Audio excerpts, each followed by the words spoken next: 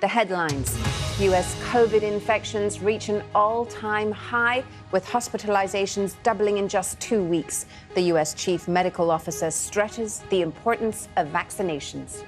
About a 20 times likelihood that you would be dead if you were unvaccinated. The British Prime Minister Boris Johnson under growing pressure over a Downing Street drinks party when large gatherings were banned. Questions raised about whether Novak Djokovic made a false declaration on his border entry form for Australia. We'll have the latest from Melbourne. A medical first in America, where doctors have transplanted a genetically modified pig's heart into a human patient. So here's the story. Came to Bel Air for a better education. Simple. Be patient. And Bel Air's prince is back, and he's fresher than ever. The 90s comedy has been given a dramatic reboot.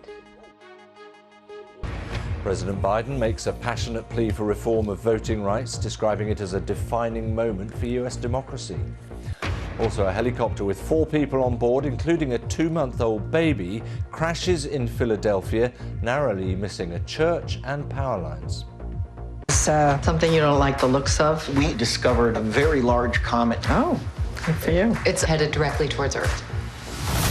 And the hit satirical film about a comet hurtling towards Earth. We'll be speaking to its director about why it's an allegory for the current climate crisis.